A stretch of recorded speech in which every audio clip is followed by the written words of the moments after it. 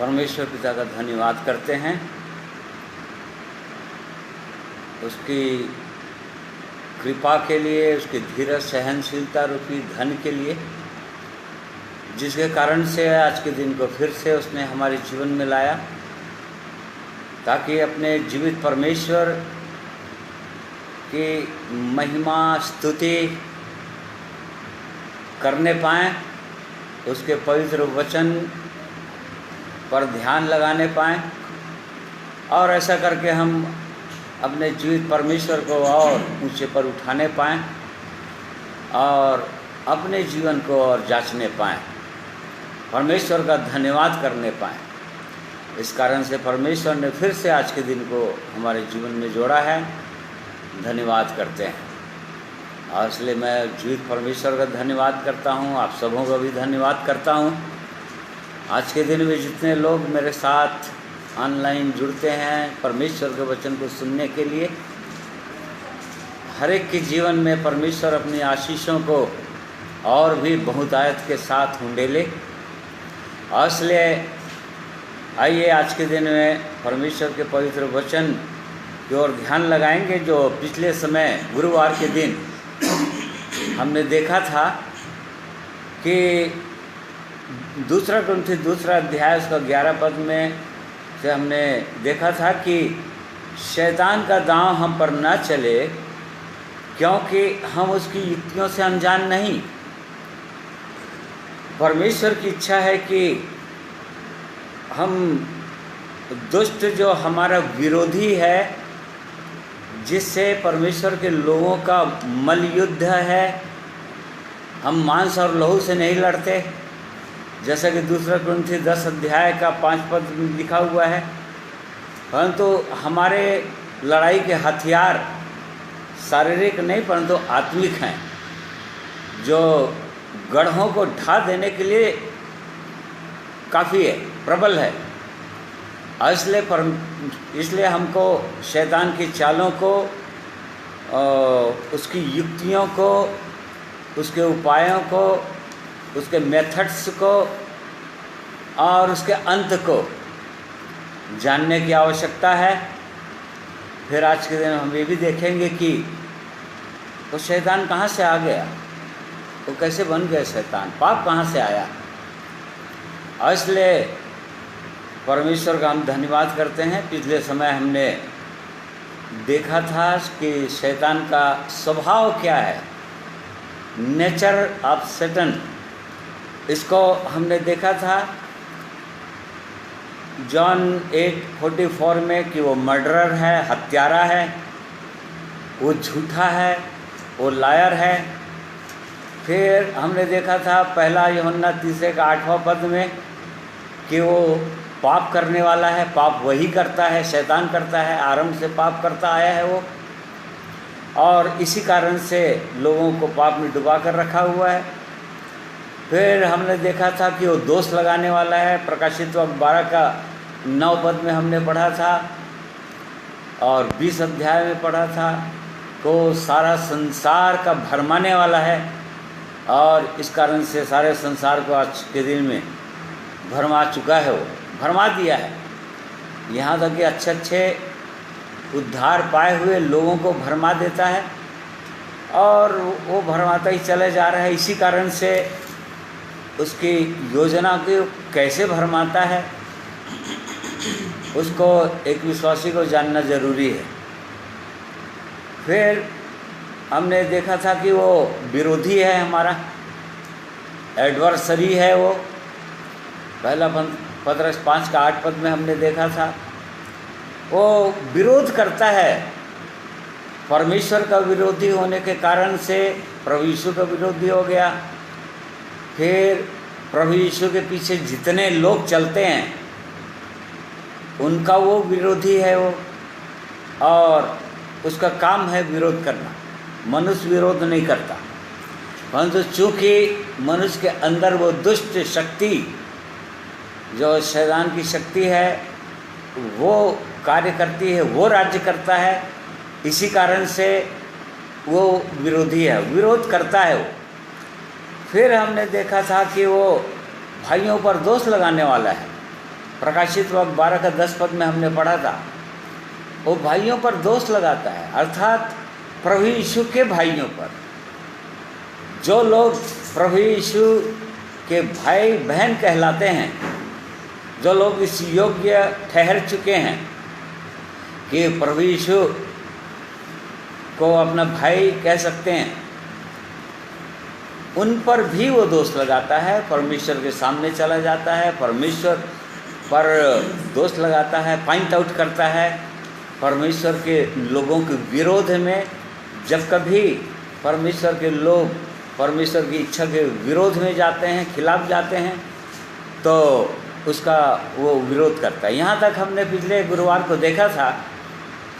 अब इसी को हम और आगे देखेंगे कि वो कैसे भरमाता है लोगों को, कैसे पापों में डुबाता है, उसका अंत क्या है और उसका उत्पत्ति कहाँ से हुआ। इसलिए आइए परमेश्वर से हम अगुवाई मांगेंगे, प्रार्थना करेंगे।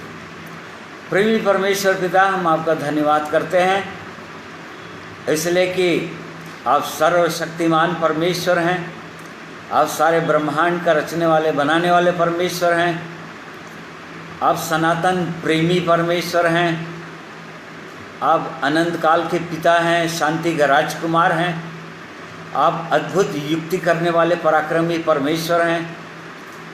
और धन्यवाद करते हैं कि आपने मनुष्य को अपनी महिमा के लिए बनाया ताकि मनुष्यों के द्वारा आपकी महिमा हो, आपको प्रकट कर सकें। और इसलिए हम आपका धन्यवाद करते हैं आज के दिन के लिए भी, समय के लिए जिसे आपने हमें दिया। आपके पवित्र वचन के लिए धन्यवाद करते हैं जिसके खुलने से प्रकाश होता है और बहुतों को आपका पवित्र वचन, आपकी पवित्र योजनाएं, अनंत काल की योजना समझ में आता है। और इसलिए प्रेमी परमेश्वर अपनी आत्मा के द्वारा आज के दिन में भी हमारी सहायता कीजिए, हम सबकी सहायता कीजिए, मेरी भी सहायता कीजिए अपनी आत्मा के द्वारा, ताकि आपके पवित्र वचन को बोल सकूं। और इसलिए सब कुछ को आपके हाथों में सौंप देते हैं प्रभु जी। इस वातावरण को, नेट को आपके हाथों में देते हैं और धन्यवाद के साथ प्रार्थना प्रभु यीशु के नाम में मांगते हैं, सुनिए, ग्रहण कीजिए, आमीन। आइए इससे पहले कि परमेश्वर के वचन की ओर ध्यान लगाएंगे, एक परमेश्वर की महिमा के लिए गीत गाएंगे अनुपम चार्ल्स के द्वारा। इसलिए परमेश्वर इसमें भी सहायता करे कि परमेश्वर की महिमा हो।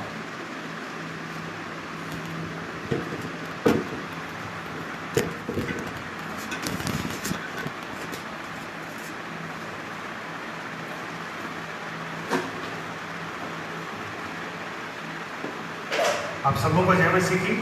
और मैं भी परमेश्वर पिता का धन्यवाद देता हूँ कि इसने मुझे भी आज का दिन दिखाया और संभाल के रखा है। और जैसे कि आज हम जानते हैं कि परमेश्वर की महिमा का दिन है, तो इसलिए आइए परमेश्वर की महिमा करते हैं गीत के द्वारा। और इससे पहले वचन को पढ़ेंगे जो कि भजन संहिता उसमें 96 में पाया जाता है। यहाँ पर इस प्रकार लिखा है, आकाश आनंद करे और पृथ्वी मगन हो, समुद्र और उसमें की सब वस्तुएं गरज उठे, मैदान और जो कुछ उसमें है वो प्रफुल्लित हो। उसी समय वन के सारे वृक्ष जय जयकार करेंगे। उसी प्रकार से भजन 19 के पहले पद में लिखा है, आकाश परमेश्वर की महिमा का वर्णन कर रहा है और आकाश मंडल उसकी हस्तकला को प्रकट कर रहा है। वचनों के द्वारा परमेश्वर को धन्यवाद देते हैं। और जैसा हमने पढ़ा कि ये सारी सृष्टि परमेश्वर की बनाई हुई है, उसकी रचना है और ये सृष्टि उसकी महिमा करती है, उसके गीतों को गाती है और उसकी आराधना करती है और उसके हस्तकला को प्रकट भी करती है। तो आइए इसी के उपलक्ष्य में गीत को सुनेंगे और हम भी जो परमेश्वर की उत्तम सृष्टि परमेश्वर की स्तुति करेंगे, परमेश्वर की आराधना करेंगे सबके द्वारा।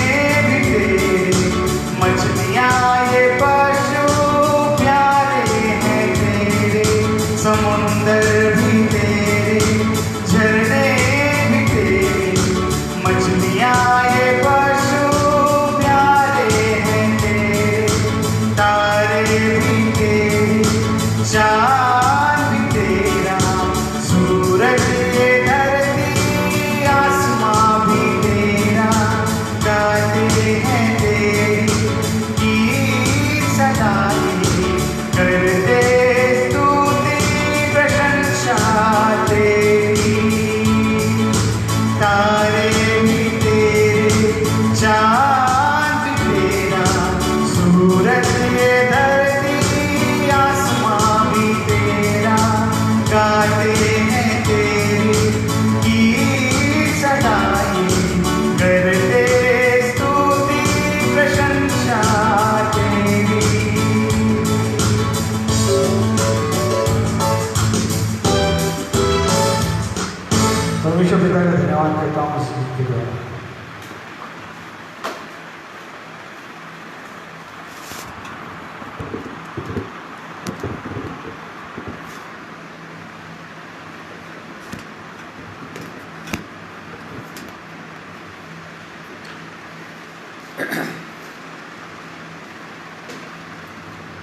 तो परमेश्वर का हम धन्यवाद करते हैं उसकी बनाई हुई सृष्टि के लिए, जो कितना सुंदर मनोहर उसने अपनी सृष्टि बनाई, और उसके बाद उसने मनुष्य को भी बहुत ही उत्तम बनाया, अपनी सारी सृष्टि से भी उत्तम, अपने हाथों से रचा। और उसके पीछे उसका उद्देश्य था परमेश्वर का कि अपने आप को मनुष्यों के द्वारा प्रकट करे। परंतु हमने देखा कि शैतान आ गया बीच में, और शैतान क्या है, कौन है, क्या करता है, उसका स्वभाव क्या है, हमने देखा। अब यहाँ पर उत्पत्ति 3 अध्याय में हम देखते हैं कि वो कैसे सफल हुआ, उसका टैक्टिक क्या है, उसकी युक्ति क्या है, वो कैसे भरमाता है, यहाँ पर कैसे उसने भरमाया, उसका मेथड्स क्या है। तो उत्पत्ति 3 अध्याय का पहला पद पढ़ेंगे तो वहाँ पर यहाँ पर ऐसा लिखा हुआ है, यहोवा परमेश्वर ने जितने बने हुए पशु बनाए थे उन सब में सर्प धूर्त था।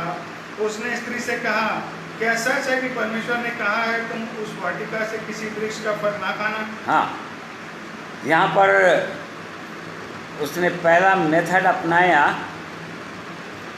और उसका पहला मेथड ये है कि वो डाउट डाला, शंका उत्पन्न किया। वो शैतान हर समय शंका उत्पन्न करता है। यहाँ पर हवा से बात कर रहा था, वो धूर्त था, सब बनेले पशुओं में सबसे अधिक धूर्त था, और इसी कारण से शैतान उसको इस्तेमाल भी किया। उसने कहा, क्या सच है कि परमेश्वर ने कहा? उसने शंका उत्पन्न कर दिया उसके अंदर, सोचने के लिए उसने मजबूर कर दिया, और सोचने के लिए मजबूर कर दिया। तब तुम वाटिका के किसी वृक्ष का फल ना खाना, परमेश्वर ने नहीं कहा था, उसने ये कहा था कि तुम सब वृक्षों का फल खा सकते हो, केवल वाटिका के बीच में जो वृक्ष है, अर्थात भले और बुरे ज्ञान का जो वृक्ष है, उसके फल को नहीं खाना।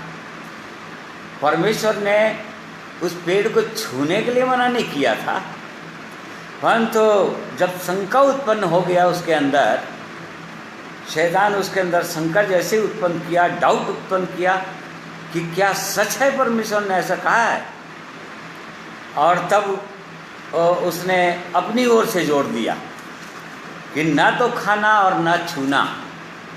परमेश्वर छूने के लिए मना किया नहीं था। तो इस प्रकार से शैतान आज भी करता है, यहाँ तक कि परमेश्वर के लोगों के जीवन में शंका डालता है, क्या सचमुच में तुम्हारे पाप क्षमा हो गए? फिर तुम्हारे जीवन ऐसा क्यों है? यदि तुम्हारे पाप क्षमा हो गए तो अभी भी तुम गिरावट की दशा में रहते हो और जयवंत जीवन नहीं है। ऐसा कई प्रकार की बातों को बोलकर, मनों के अंदर, विचारों का अंदर लाकर शैतान आज भी अच्छे अच्छे विश्वासियों को परमेश्वर पर शंका करने के लिए ऐसा विचार डाल देता है। और यहाँ पर वो शंका के कारण से, डाउट के कारण से उसने कहा कि नहीं, परमेश्वर ने मना नहीं किया है, छूने के लिए भी मना किया है, खाने के लिए तो मना किया है, छूने के लिए भी मना किया है। इसलिए एक शब्द यहाँ पर हवा ने जोड़ दिया, परमेश्वर के वचन में जोड़ दिया। जैसे ही शंका उत्पन्न होता है परमेश्वर के वचन में, या तो कुछ हम जोड़ते हैं या कुछ घटा देते हैं। परमेश्वर के वचन में कोई भी एक शब्द भी जोड़ा या घटाया तो परमेश्वर ने कहा कि उसका भाग जीवन के वृक्ष से हटा दिया जाएगा। ये सच है, शैतान ऐसा करता आ रहा है, इसलिए वो बाइबल की बातों को तोड़ मरोड़ कर पेश करता है लोगों के सामने। तो यहाँ पर उसने बड़ी धूर्तता के साथ या बड़ी चतुराई के साथ इस कार्य को किया। पता नहीं कब से इस खोज में रहा होगा वो कि वो हवा को अकेले में पाए, और ऐसा अवसर ढूंढता रहा होगा। वो हमेशा अवसरों को ढूंढता है वो, और यहाँ पर अवसर पा गया और उसने इस कार्य को करने में, उसको बहकाने में या उसके अंदर डाउट डालने में असफल हो गया। हम डॉक्टर मार्टिन लूथर के विषय में हम पढ़ते हैं, उसकी गवाहियों को मैंने पढ़ा है, और उसने पाया कि जैसे ही वो परमेश्वर के पास आ गया, परमेश्वर के प्रेम को समझ गया, परमेश्वर की इच्छा को जान गया कि वो परमेश्वर कर्मों के से उद्धार नहीं देता है, परंतु विश्वास से, अनुग्रह के द्वारा विश्वास देता है, उद्धार करता है एक मनुष्य का। और तब जब एक समय में जब अपने बाइबल अध्ययन कर रहा था रात में, और तब शैतान उसके पास आया सज्जन व्यक्ति बनकर, एक बहुत बड़ा लिस्ट लेकर, जो उसने उसके जीवन में पाप करवाए थे, और तब मार्टिन लूथर के सामने लिस्ट रख दिया और कहा कि देखो इतना सारा पाप तुम करके बैठे हो, और क्या तुम्हारे इतने सारे पाप क्षमा हो जाएंगे? तुम बहुत धोखे में हो, तुम्हारा कोई पाप क्षमा नहीं हुआ है, तुम्हारा कोई उद्धार नहीं हुआ है।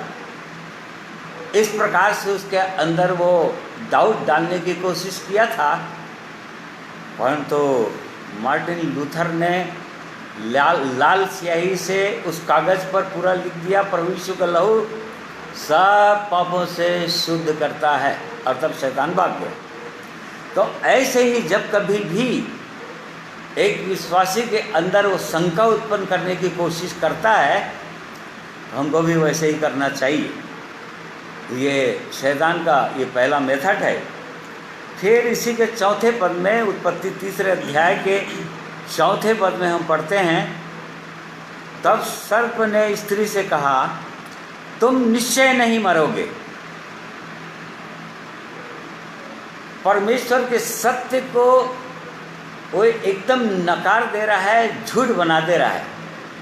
परमेश्वर की सच्चाई को वो झूठ बना दिया। यहाँ पर ओ परमेश्वर झूठा है, इसमें कोई सच्चाई नहीं है। उसने कहा कि तुम निश्चय नहीं मरोगे। देखिए, शैतान ने कहा तुम निश्चय नहीं मरोगे, परमेश्वर ने कहा था तुम निश्चय मर जाओगे। शैतान जस्ट अपोजिट काम करता है, क्योंकि विरोधी है, उल्टा काम करता है वो। और इस प्रकार से वो हर समय सत्य को दबाने की कोशिश करता है, परमेश्वर की सच्चाई को। रोमियो 1 अध्याय का 25 पद में भी पढ़ेंगे तो वहाँ पर लिखा हुआ है कि उसके बाद, आदम के बाद, आदम का जनरेशन युग युग युग से चलता रहा।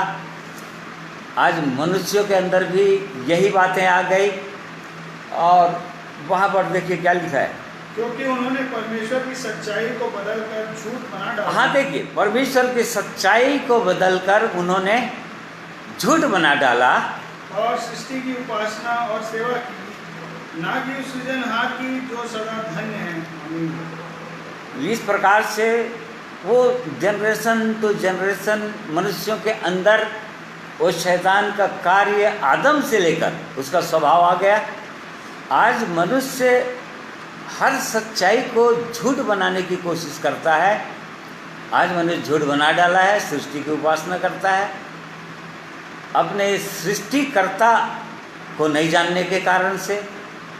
उसको जानता नहीं है सृष्टि करने वाला परमेश्वर कौन है, सूर्य चंद्रमा तारों को बनाने वाला परमेश्वर कौन है, उसको ढूंढने के बजाय, उसकी खोज करने के बजाय, उसकी आराधना करने के बजाय आज मनुष्य परमेश्वर की सृष्टि की उपासना करता है, जो भयंकर पाप है।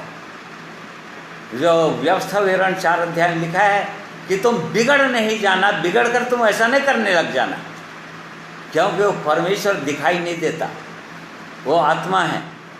उसकी बनाई हुई सृष्टि को हम देखते हैं अपनी आँखों से।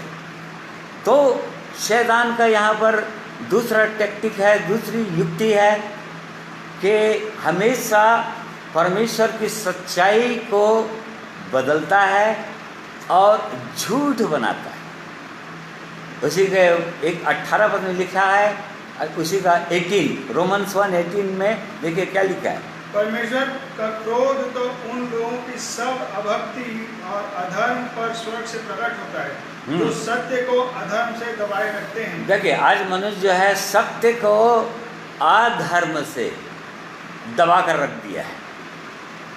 वो परमेश्वर सत्य है, परमेश्वर के एक एक वचन सत्य है, और इस सत्य को आज लोग खोजने के बदले, ढूंढने के बदले, सत्य तक पहुंचने के बदले उस सत्य को दबाकर अपने विचारों को, अपनी योजनाओं को उसमें जोड़ दिए हैं, और अपना उपदेश, जैसे प्रभु यीशु ने कहा फरीसियों को, मरकुस 7 अध्याय में कहा, तुम मनुष्यों की आज्ञाओं को धर्म उपदेश बनाकर सिखाते हो, मनुष्यों की आज्ञाओं।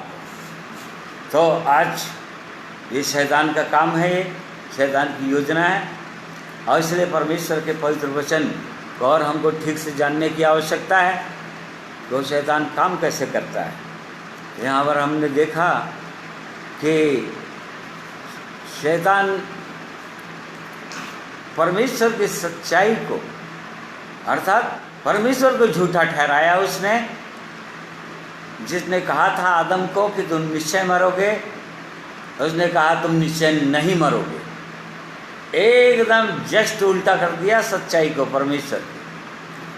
आज शैतान यही काम करता चला आ रहा है, ऐसा करके उसने सारा संसार को भरमा दिया है।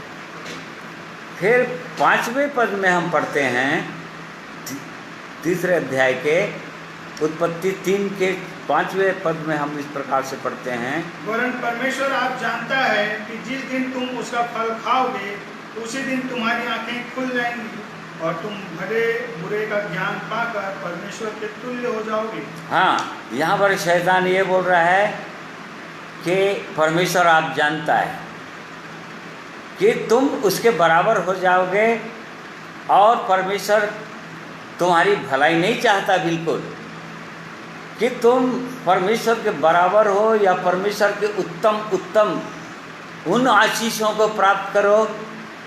परमेश्वर तुमको इन चीज़ों से वंचित कर देना चाहता है। इस कारण से उसने कहा कि इसका फल को नहीं खाना।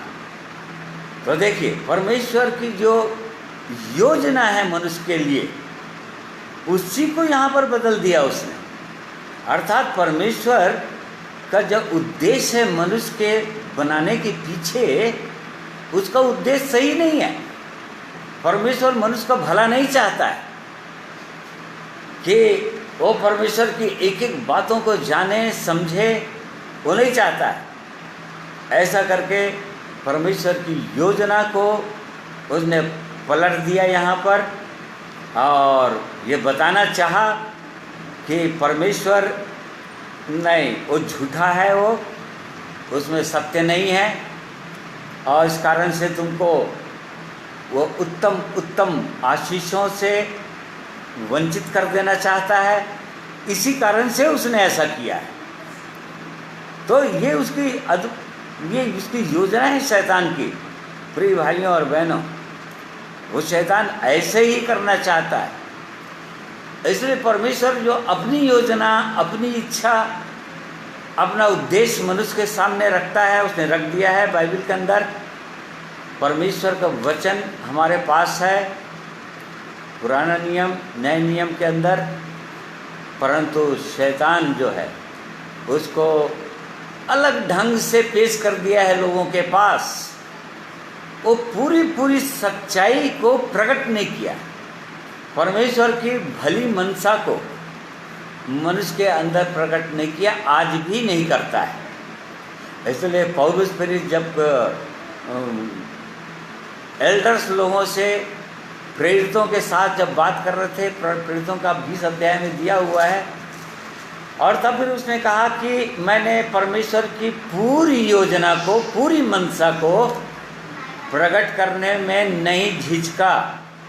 और उसने एक एक बातों को, परमेश्वर की योजना को अपने लोगों पर प्रकट कर दिया, अपने जो उसको फॉलो कर रहे थे उन पर प्रकट कर दिया, कलीसिया पर प्रकट कर दिया। परंतु शैतान हर समय चाहता है अधूरा सच्चाई को बता देगा। अधूरा सच्चाई जानो, जान नहीं है तो पूरी सच्चाई को मत जाने, परमेश्वर की पूरी योजना को न जाने। इस प्रकार से किसी प्रकार से वो परमेश्वर के अद्भुत आशीषों को या परमेश्वर तक, प्रभु यीशु मसीह तक पहुंचने से रोक देता है। फिर 6वें पद में हम पढ़ते हैं, उत्पत्ति 3 का 6वें पद। अतः जब स्त्री ने देखा कि उस वृक्ष का फल खाने के लिए अच्छा और देखने में मनभाव और बुद्धि देने के लिए चाहने योग्य भी है, तब उसने उसमें से तोड़कर खाया और अपने पति को भी दिया और उसने भी खाया। हाँ, ऐसा करके अंततः शैतान पूरी रीति से सफल हो गया मनुष्य को बहकाने में और परमेश्वर के विरोध में करने में, अनाज्ञाकारिता में वो सफल हो गया, पाप में डुबाने में अपनी युक्तियों के द्वारा। और अंततः हवा जो है उस फल को खा ली और उसके बाद अपने पति को, आदम को भी खिला दी। और तब यहीं से पाप प्रवेश कर दिया मनुष्य के अंदर, मनुष्य के जीवन में। इसीलिए वचन में लिखा है रोमियो 5 का 12 पद में कि एक मनुष्य के द्वारा पाप जगत में आ गया और पाप के कारण से मृत्यु आ गई, और मृत्यु सब मनुष्यों में फैल गई क्योंकि सबने पाप किया। पूरा मनुष्य जाति को पापों में डुबा दिया, ये ऐसा कर दिया है उसने, और पापों में डुबाकर सारा संसार को भरमा कर रख दिया है। आज लोगों को समझ में नहीं आ रहा है, भ्रम में आ गए हैं लोग कि क्या सही है क्या गलत है, कहाँ जाएं कहाँ ना जाएं। क्योंकि ये क्रिश्चियनिटी के अंदर भी, मसीहियत के अंदर भी सब लोग, जो लोग बोलते हैं, सबों के पास परमेश्वर का वचन है, बाइबल से ही प्रीच करते हैं लोग, परंतु जब जीवन के अंदर देखेंगे तो कहीं पर भी उद्धार का जीवन नहीं दिखता है, पापों का ही जीवन दिखता है, लालच में ही डूबे हुए नजर आते हैं, झगड़े, लड़ाइयाँ, ईर्ष्या, घमंड से भरे हुए हैं। और कहीं पर भी मसीह यीशु का स्वभाव लोगों के अंदर दिखाई नहीं देता, उनके अंदर प्रेम नहीं दिखाई देता, केवल डाह और ईर्ष्या और जलन दिखाई देता है लोगों के अंदर। तो ये इस प्रकार से वो सफल हो चुका है, ये उसका काम है, शैतान की चालें हैं, ये ऐसा करता है। और उसके बाद से लगातार अवसर ढूंढता चला जा रहा है परमेश्वर के लोगों को गिराने में। जो लोग इस उद्धार का अनुभव करते हैं या प्रभु यीशु के पीछे चलते हैं, चलने का निर्णय किया है और परमेश्वर के अनुग्रह से वचन के अनुसार चलने लगते हैं, उनके पीछे वो पड़ा रहता है। ताकि कैसे करके गिराऊं और कैसे करके पापों में डुबा दूं। तो ये शैतान की बड़ी चालें हैं, उसकी योजना है। तो अब और ये कब से है, शैतान आया कहाँ से? अब बहुत सारे लोग क्वेश्चन करते हैं, बहुतों ने क्वेश्चन किया कि शैतान कहाँ से आ गया? वो तो स्वर्ग में था, फिर स्वर्ग में कैसे पाप हो गया? और फिर शैतान बड़ा है क्या परमेश्वर से? शैतान की शक्ति जो है परमेश्वर की शक्ति से बड़ी है क्या? फिर परमेश्वर शैतान को मार क्यों नहीं देता? ये सारे क्वेश्चंस लोगों के अंदर हैं, बहुत सारे लोग पूछते हैं। ये सही है। तो शैतान की उत्पत्ति कहाँ से हुई? और बहुत पहले मनुष्य को बनाने परमेश्वर ने जो आदम को बनाया, हवा को बनाया, उससे बहुत पहले, अब कितने सालों पहले हम नहीं जानते, परंतु बहुत सालों पहले से ही शैतान की उत्पत्ति हो चुकी थी। शैतान बन चुका था और उसका कार्य भी ये उत्पत्ति 1 अध्याय में लिखा हुआ है। उत्पत्ति 1 अध्याय का 1 पद और 2 पद के बीच में हजारों सालों का डिफरेंस है, या करोड़ों सालों का हो सकता है, जैसे वैज्ञानिक लोग बोलते हैं। पहला और दूसरा पद पढ़ो। आदि में परमेश्वर ने आकाश और पृथ्वी की सृष्टि। देखिए, जब परमेश्वर ने बनाया था, आदि में आकाश और पृथ्वी की रचना किया था परमेश्वर, सारी सृष्टि को बनाया था, सृष्टि की रचना कर दिया था उसने, अर्थात सब कुछ बना दिया था उसने। फिर क्या हो गया? फिर पृथ्वी बेडौल और सुनसान पड़ी थी और गहरे जल के ऊपर अंधेरा था। दूसरे ही पद में हम पाते हैं कि पृथ्वी बेडौल और सुनसान पड़ी थी। परमेश्वर किसी भी चीज़ को बनाते हैं तो कभी भी बेडौल और सुनसान नहीं बनाएंगे, नहीं बनाते। फिर ये कहाँ से आ गया? फिर दूसरे पद में पृथ्वी बेडौल और सुनसान कहाँ से हो गया? फिर इसके पीछे जो कार्य है वो शैतान का कार्य है। शैतान जो है पृथ्वी को पूरी रीति से रौंद डाला था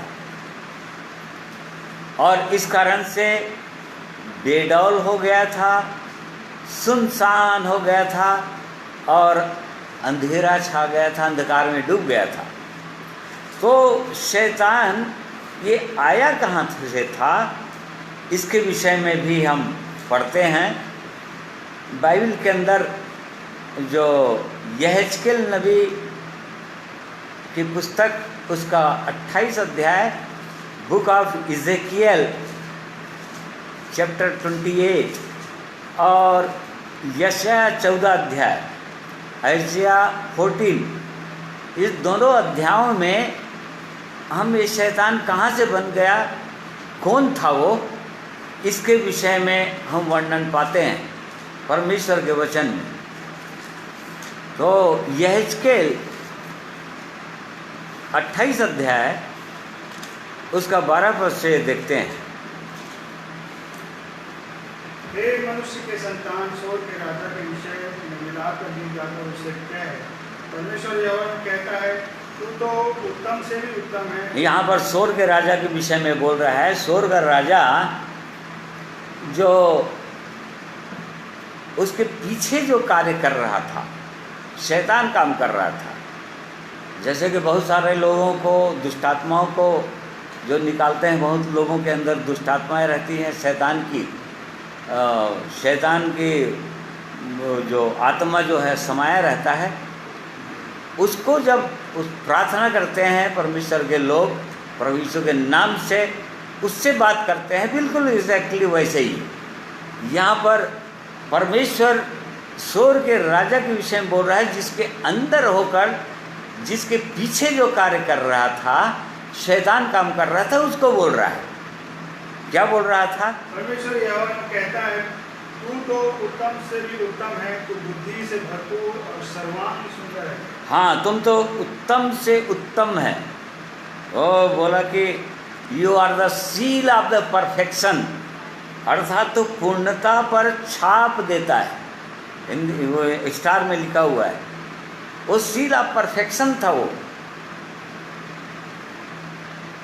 परमेश्वर ने सृष्टि की पहले जो सृष्टि की रचना किया था आदि में, उसके साथ साथ करोड़ों करोड़ों स्वर्गदूतों को बनाया था। वो करोड़ों स्वर्गदूतों को बनाया था और उनके ऊपर एक प्रधान स्वर्गदूत बनाया था।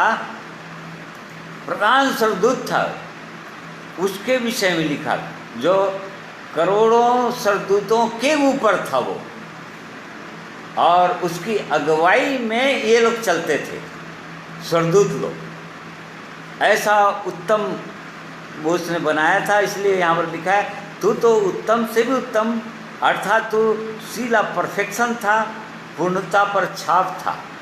फिर उसने कहा तू बुद्धि से पर भरपूर था, वो फुल ऑफ विजडम, बुद्धिमान था वो, बुद्धि से भरपूर भरपूर था। फिर उसने कहा कि तू सर्वांग सुंदर है, परफेक्ट इन ब्यूटी, सर्वांग सुंदर, पूरी रीति से सुंदर। ऐसा बनाया था परमेश्वर, उसकी रचना किया था और सब कुछ के ऊपर उसने ठहराया था। म्यूजिक सिस्टम उसी के लिए बनाया गया था, परमेश्वर ने बनाया था, सब लिखा हुआ है यहाँ पर। फिर वो क्या हो क्या गया, फिर उसको समस्या ये थी, हो क्या गया। 17 वर्ष 17 पढ़ते हैं इसका। सुंदरता के कारण तेरा मन फूल उठा था और वैभव के कारण तेरी बुद्धि बिगड़ गई। यहाँ पर समस्या हो गया था, सुंदरता के कारण से तेरा मन फूल उठा था। Your heart was lifted up. यहाँ परमेश्वर बोल रहा है, सुंदरता के कारण से, because of your beauty your heart was lifted up. मतलब सुंदरता के कारण तेरा मन ऊंचा उठ गया था। अपने हृदय को तो इतना ऊंचा उठा लिया था, इतना ऊंचा उठ गया था कि उसकी सुंदरता के कारण से, और इस कारण से और वैभव के कारण से तेरी बुद्धि बिगड़ गई थी। उसका विजडम, जो विजडम था, बुद्धि थी, परफेक्ट विजडम था उसके पास, वो करप्ट कर लिया था, वो बिगाड़ लिया था अपनी बुद्धि को वैभव के कारण से। वो परमेश्वर का वैभव था, सबके ऊपर रखा हुआ था, वो सारे स्वर्गदूतों के ऊपर था वो। और इस कारण से उसके अंदर सबसे प्रथम चीज के अंदर, एक तो हृदय के अंदर, वो हृदय बहुत बड़ा कर लिया था वो, उसके अंदर घमंड आ गया था। सबसे पहला उसके जीवन में आया घमंड। यहाँ पर लिखा है लेन देन के बहुतायत के कारण। 15 पद देखते हैं। जिस दिन तू सिरजा गया और जिस दिन तक तुझमें कुटिलता ना पाई गई, उस समय तक तो अपनी सारी चाल चलन में निर्दोष रहा। जब तक उसके अंदर कुटिलता नहीं पाई गई, तब तक वो अपने सारे चाल चलन में निर्दोष था। वो परमेश्वर का बेटा था, वो एकदम निर्दोष था, उसके अंदर कोई कुटिलता नहीं थी। परंतु उसके बाद जब देखा कि सारे स्वर्गदूत लोग परमेश्वर के सामने झुकते हैं, मुझको भी झुकना पड़ता है परमेश्वर के सामने, परमेश्वर को दंडवत करना पड़ता है, जबकि करोड़ों करोड़ों स्वर्गदूत मेरे अंदर में हैं, मैं उन पर प्रभुता करता हूँ। और तब फिर उसका हृदय के अंदर घमंड उत्पन्न हुआ, घमंड आ गया। हृदय के अंदर आया। फिर उसके बाद हृदय के अंदर आया, यशाया निकालेंगे 14, यशाया 14 अध्याय, बुक ऑफ आइसिया 14, उसका भी 12 पद से पढ़ेंगे। हे भोर के चमकने वाले तारे, तू कैसे आकाश से गिर पड़ा? सॉरी 14, ठीक पढ़ रहा है। तूने जाति जाति को, तू जो जाति जाति को हरा देता था, तू अब कैसे काट कर भूमि पर गिराया गया है। तू मन में कहता तो था, मैं स्वर्ग पर चढ़ूंगा, मैं अपने सिंहासन को ईश्वर के तारागण से अधिक ऊंचा करूंगा और उत्तर दिशा छोड़कर सभा के पर्वत पर विराजूंगा। मैं मेघों से भी ऊंचे ऊंचे स्थानों के ऊपर चढ़ूंगा, मैं परम प्रधान के तुल्य हो जाऊंगा। हाँ, देखिए, जब एक व्यक्ति के अंदर घमंड उत्पन्न हो जाता है और तब फिर वो अंदर ही अंदर विचार करने लगता है कि अब मैं क्या करूंगा। और यहाँ पर हम देखते हैं कि 5 बातें उसने कहा, मैं आई विल, मैं स्वर्ग पर चढ़ूंगा, मैं अपने सिंहासन को ईश्वर के तारागण से अधिक करूंगा, अपना सिंहासन को, अपने थ्रोन को परमेश्वर के सिंहासन से भी ऊपर कर दूंगा। फिर उसने कहा कि मैं उत्तर दिशा के छोर पर सभा के पर्वत पर विराजूंगा। परमेश्वर की सभा पर पर्वत पर छोर पर सभा के पर्वत पर विराजूंगा। फिर उसने कहा कि मैं ऊपर चढ़ूंगा, मैं परम प्रधान के तुल्य हो जाऊंगा। देखिए, ये सबसे बड़ा पाप उसके जीवन में आया, जो यहाँ पर लिखा है, हे भोर के चमकने वाले तारे, उसके नीचे लिखा हुआ है स्टार करके, बेटे।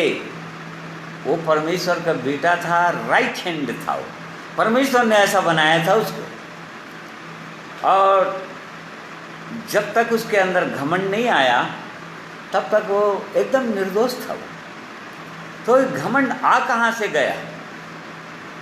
अब ये भी प्रश्न कई लोग करते हैं कि स्वर्ग में, वो तो स्वर्ग में था, परमेश्वर के साथ था, फिर घमंड क्यों आया? प्रिय भाइयों और बहनों, परमेश्वर की योजना जो है अनंत काल की योजना है, हमेशा की योजना है। और इस कारण से जैसे आदम और हवा को मनुष्य ने बनाया, एकदम स्वतंत्र इच्छा दिया था, स्वतंत्र इच्छा बनाया उनको रोबोट नहीं बनाया, मशीन नहीं बनाया कि परमेश्वर कहे यहाँ पर बैठो तो बैठना था उनको, यहाँ पर चलो तो चलना था। वो तो मशीन होता।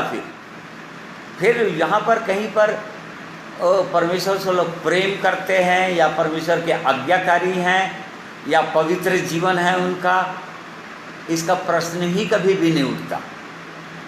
इसी कारण से परमेश्वर ने मनुष्य को एकदम स्वतंत्र इच्छा दिया, फ्री विल दिया, ताकि मनुष्य अपना चुने। को क्या चुनता है? परमेश्वर ने चुनाव दे दिया मनुष्य को, मनुष्य को चुनना था। बिल्कुल वैसे ही उससे पहले इस स्वर्गदूतों के पास भी चुनाव था, उनके पास भी फ्री विल था, परमेश्वर ने ऐसे ही बनाया था उनको भी। इसी कारण से जब देखा उसने कि मेरे अंडर सब लोग हैं, सारे स्वर्गदूत लोग हैं और सब लोग परमेश्वर को दंडवत करते हैं मुझे दंडवत करने के बदले, और तब फिर उसके अंदर घमंड उत्पन्न हुआ। और घमंड उत्पन्न हो गया, ये पहला वो उस पाप है मनुष्य के जीवन में। घमंड पहला पाप, जड़ है, जड़। और बाकी जो पाप मनुष्य के जीवन में होता है, व्यभिचार, चोरी, हत्या, ये पाप का फल है। जड़ यहाँ से आरंभ हुआ, रूट इधर है, वो फल है सब जो मनुष्य के जीवन में दिखाई देता है, उसके कार्यों के द्वारा, उनके व्यवहारों के द्वारा, बोली भाषा के द्वारा, उनके एटीट्यूड के द्वारा, उनके युक्तियों या मोटिव्स के द्वारा, उनके सोच विचारों के द्वारा, वो केवल फ्रूट्स हैं। परंतु जो जड़ है, रूट है, वो इधर है, यहाँ से आरंभ हुआ। पहले घमंड उत्पन्न हुआ उसके अंदर, और घमंड से भर गया वो कि क्यों ना मैं अपना सिंहासन ऊंचे पर उठा दूं और अपने आप को मुझे दंडवत करें, सब लोग मेरी पूजा करें। और ये काम होने वाला है एंटी क्राइस्ट के राज्य में, जैसा कि दूसरा थिस्सलुनीकियों 2 अध्याय उसका 4 पद में हम पढ़ते हैं। वो एंटी क्राइस्ट जब आएगा तो यही काम करेगा। वो परमेश्वर के मंदिर में बैठकर अपने आप को परमेश्वर बताएगा। वो जो वास्तव में परमेश्वर है उसको नकारेगा, अपना सिंहासन को वहाँ पर खड़ा करेगा और अपनी पूजा करवाएगा। ऐसा आने वाला है, निकट भविष्य में ऐसा होने वाला है। तो यहाँ पर हम शैतान की उत्पत्ति को देख रहे हैं, कैसे वो शैतान बन गया। तो यहाँ पर सबसे पहले उसके अंदर अहंकार आया, घमंड आया। फिर घमंड आने के बाद असंतुष्टि आ गया उसके जीवन में। वो असंतुष्ट हो गया। वो पहले ही करोड़ों सद्दूतों के ऊपर था, इतना बड़ा पद था उसके पास। इसलिए प्रभु यीशु ने कहा यूहन्ना 8:44 पद में, वो सत्य पर स्थिर न रहा, वो अपने पद को स्थिर नहीं रख सका घमंड के कारण से। मुझको और ऊंचे पर उठना है, और ऊंचे पर उठना है। असंतुष्टि, मनुष्य जो है असंतुष्ट प्राणी है। वो चाहे कितनों भी बिजनेस कितनों भी चलता रहे मनुष्य का, जो सफिशिएंट हो उसके लिए, परंतु नहीं, वो और चाहिए, उसको और चाहिए, और चाहिए। इस प्रकार से दिन और रात वो काम करना चाहता है। अशांत हो जाता है जीवन, कंपटीशन में आ जाता है, प्रतिस्पर्धा में आ जाता है। उस व्यक्ति के पास उतना है, मेरे पास इतना होना चाहिए। उसकी सुंदरता इतनी है, मैं उससे भी अधिक सुंदर हूं। देखिए, सुंदरता आ गया उसके जीवन में, असंतुष्टि आ गया। सुंदरता के कारण से फूल उठा, वैभव बिगड़ गया उसका। वैभव सब कुछ बनाया था मणियों के बीच में, फायरी स्टोन्स के बीच में। जो जितने भी मणियों का आज मिलते हैं मार्केट में, सराफा दुकानों में, वो सारे मणियों का वर्णन बाइबल के अंदर है। यदि मणियों के विषय में जानना है, बाइबल को जानिए। उनके पास जो नहीं होगा वो भी मणि का वर्णन है बाइबल के अंदर। तो सारे मणियों के ऊपर था वो, और परंतु उसके अंदर असंतुष्टि आ गया। और असंतुष्टि आने के कारण से उसके अंदर विरोध की भावना आ गया, विरोधी बन गया, वो रिबेलियस बन गया। वो मतलब वो परमेश्वर का प्रतिस्पर्धा करने लगा, परमेश्वर के विरोध में वो चलने लगा और परमेश्वर का विरोध करने लगा। वो संतुष्ट नहीं था, नहीं मुझको और पद चाहिए, मुझको आगे बढ़ना है। आज सारा संसार को देख लीजिए, आज हर एक मनुष्यों के जीवन को देख लीजिए। आज मनुष्य जो है संतुष्ट नहीं है, संतोष नहीं है। उसके पास जितना पैसा है या जो भी उसके पास धन संपत्ति, बाइबल में लिखा हुआ है, परमेश्वर का वचन न्याय नियम, यदि तुम्हारे पास खाने के लिए पहनने के लिए यदि कुछ है तो उतने में संतोष करो। पौलुस प्रेरित ने अपनी गवाही दिया फिलिपियों की कलीसिया को कि मैं बढ़ना और घटना दोनों जानता हूँ, हर एक बातों में मैं संतुष्ट हूँ। मैं संतोष को समझता हूँ, संतुष्ट रहना जानता हूँ। तो शैतान के अंदर जैसे ही घमंड आया, उसके अंदर विरोधी अंदर आत्मा आ गया और वो असंतुष्ट हो गया। नहीं, इतना सफिशिएंट नहीं मेरे पास, जबकि परमेश्वर पहले ही उसको ऊंचे पर रखा हुआ था। उसके बावजूद भी आज मनुष्य किसी पद को पाता है तो नहीं, मुझको और पद चाहिए, मुझको बड़ा पद चाहिए।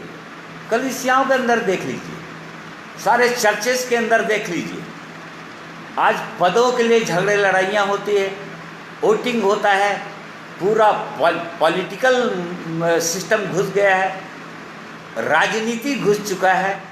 वोटिंग के लिए जिस प्रकार से राजनीति में होता है वैसे ही आज चर्चेज में होता है। असंतुष्टि, आज लोगों के पास संतुष्टि बिल्कुल नहीं। ये कहाँ से आ गया? ये शैतान की वो आत्मा वहाँ से घुस गया है मनुष्य के अंदर। आज मनुष्य जो है किसी भी चीज़ को छीन ही लेना चाहता है। आज बचपन से देख सकते हैं, बच्चों के अंदर देख सकते हैं, एक बच्चा दूसरे बच्चे की चीज़ों को, खिलौनों को वो कैसे छीनता है। वो ये कहाँ से आया? इस शैतान के अंदर से आ गया। शैतान का गुण है, मनुष्य के अंदर आ गया, वहाँ से आया है मनुष्य के अंदर, आदम के माध्यम से। तो इस प्रकार से असंतुष्टि आ गया और आज मनुष्य जो है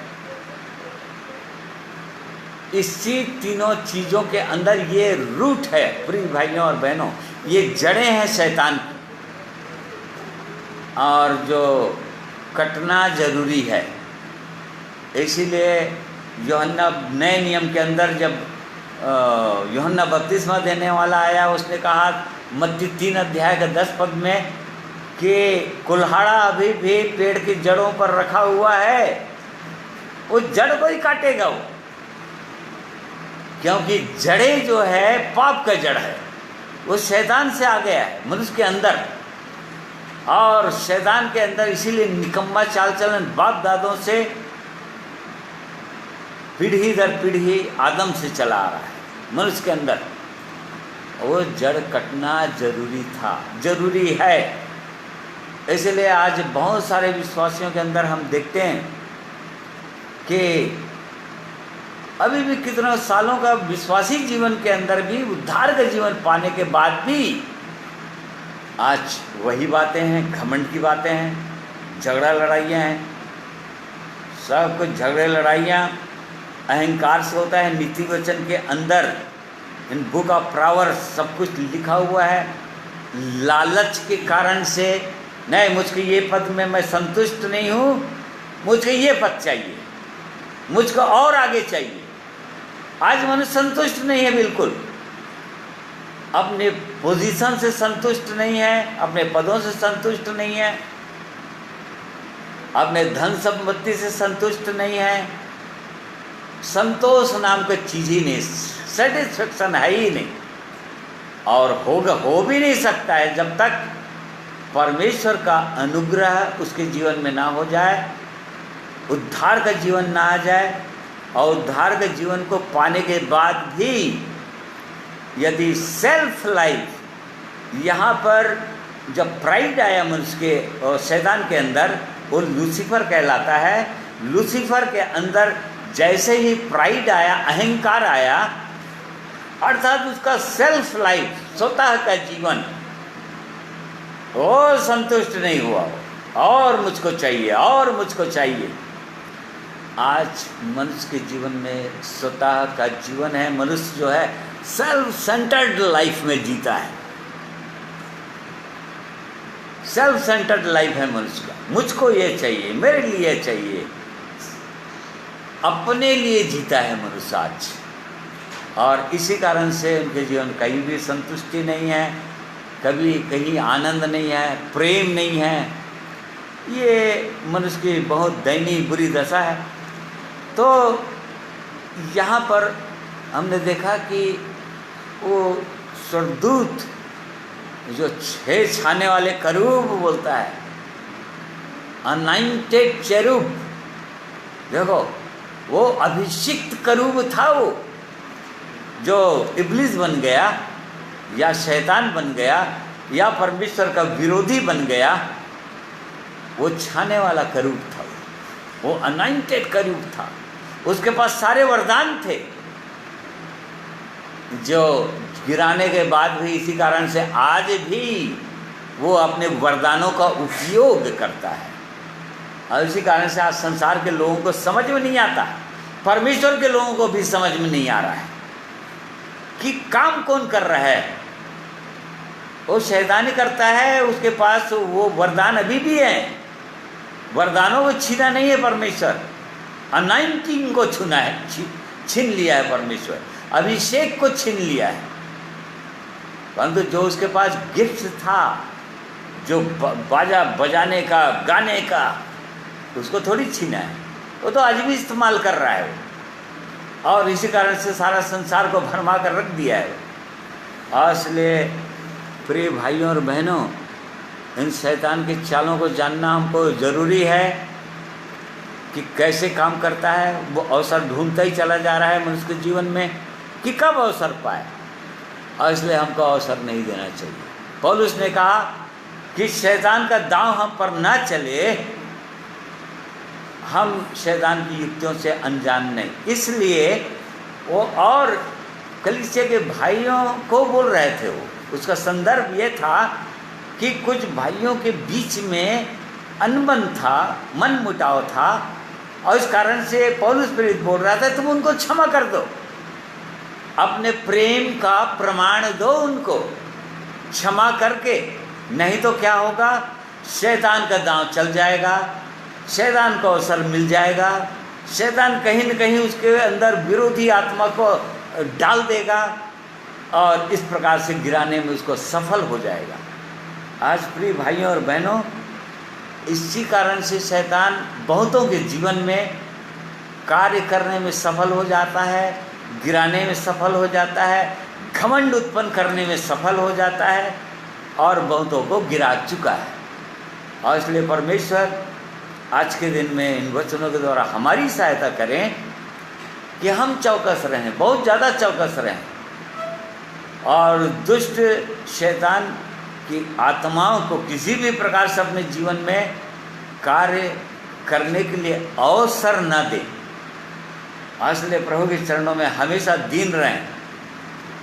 एफिसी 4 अध्याय को 25-26 पद में लिखा हुआ है कि क्रोध तो करो लेकिन पाप मत करो, सूर्य अस्त होने से पहले तुम्हारा क्रोध शांत हो जाए और शैतान को अवसर न दो। देखिए, शैतान को अवसर मिल जाएगा यदि हमारे अंदर क्रोध बना रहेगा, तो शैतान को अवसर मिल जाएगा, सूर्य अस्त हो जाएगा। और इसलिए प्रिय भाइयों और बहनों, परमेश्वर इन वचनों के द्वारा हम में से हर एक की सहायता करें कि हम बहुत गंभीरता से जांच सकें उसके। और बहुत बाइबल के अंदर भरा हुआ है शैतान की चालें, शैतान की युक्तियाँ, वो किसको कैसे गिराया, कैसे गिरा सकता है। वो अलग अलग जगहों में परमेश्वर अपने वचनों के अंदर उन बातों को रखा हुआ है जिनको हम और समझ सकते हैं।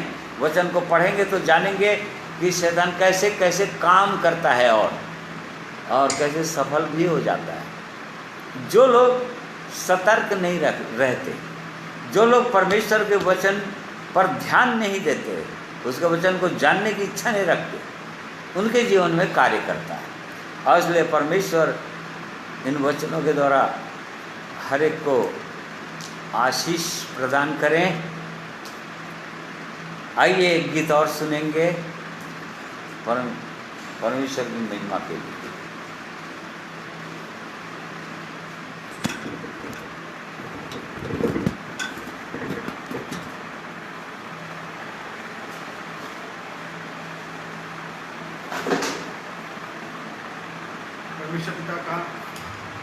परमेश्वर पिता का धन्यवाद करते हैं सुंदर वचन के लिए।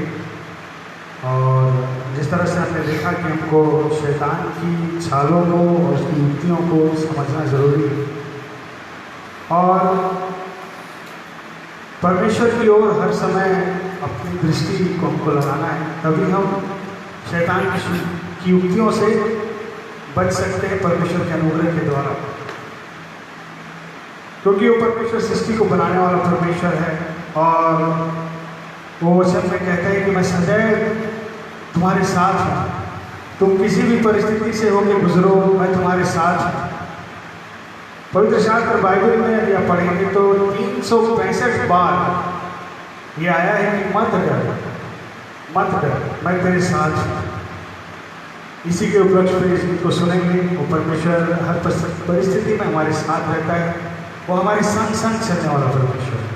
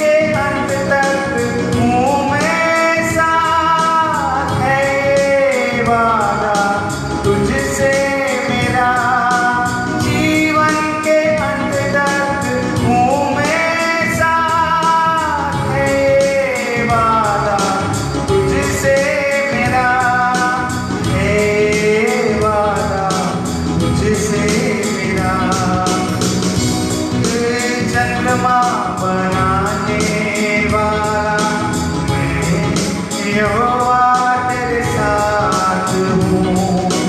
डरना ना तू कहीं भी, मैं यहोवा तेरे साथ हूँ। मैं यहोवा तेरे साथ हूँ। मैं यहोवा तेरे साथ हूँ। परमेश्वर पिता का धन्यवाद करता हूँ उस गीत के द्वारा।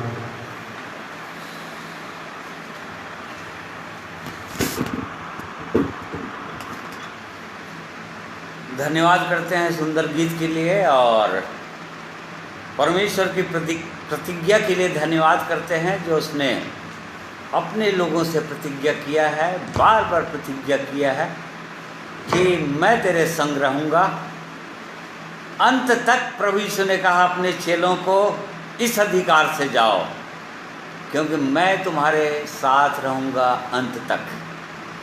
और सच में प्रिय भाइयों और बहनों, क्योंकि वो परमेश्वर हमारे साथ रहते हैं, रहना चाहिए, यदि हैं हमारे साथ तो हमको डरने की कोई आवश्यकता नहीं, हमको डरने की कोई ज़रूरत ही नहीं है, डरना ही नहीं चाहिए। क्यों?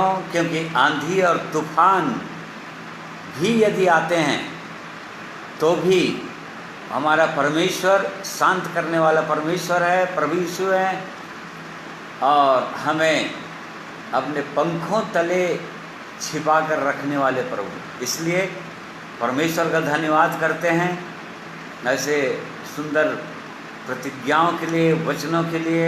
मैं धन्यवाद करता हूँ आप लोग आज के दिन में भी मेरे साथ जुड़े रहे और परमेश्वर के पवित्र वचन को आपने सुना है। इसलिए होने दीजिए कि परमेश्वर अपने इन पवित्र वचनों को हमारे हर एक के हृदय के अंदर रखने में सहायता करें और भी आशीषित करें और भी हम सचेत रहें। और इसलिए आप सबों को मैं परमेश्वर का धन्यवाद करता हूँ, आप सबों को जय मसीह कहता हूँ। आइए प्रार्थना करते हैं। प्रेमी परमेश्वर पिता, धन्यवाद करते हैं आपने आज के दिन में भी हमारी सहायता की कि आपके पवित्र वचन की ओर हम ध्यान लगा सके और शैतान की चालों को, उसकी युक्तियों को समझने में भी आपने सहायता किया, ताकि हम इस आत्मिक जीवन के मार्ग में और बहुत चौकसी के साथ उसकी चालों को समझते हुए उसके जाल और फंदों से बच सकते हैं और परमेश्वर की सामर्थ्य को अपने जीवन में महसूस कर सकते हैं। इसलिए प्रभु जी आपने सहायता किया, धन्यवाद करते हैं। हर एक भाइयों और बहनों के लिए मैं धन्यवाद करता हूँ जितने लोग आज के दिन में सुने हैं और उसके बाद भी जो लोग सुनते हैं प्रभु, इन वचनों के द्वारा वो लोग आशीषित हों। आपने मेरी भी सहायता किया, मैं धन्यवाद करता हूँ। आपने प्रार्थना सुना है, इसके लिए धन्यवाद करते हैं और इस प्रार्थना को प्रभु यीशु के पवित्र नाम में मांगते हैं। सुनिए, ग्रहण कीजिए। आमीन। आप सबों को जय मसीह।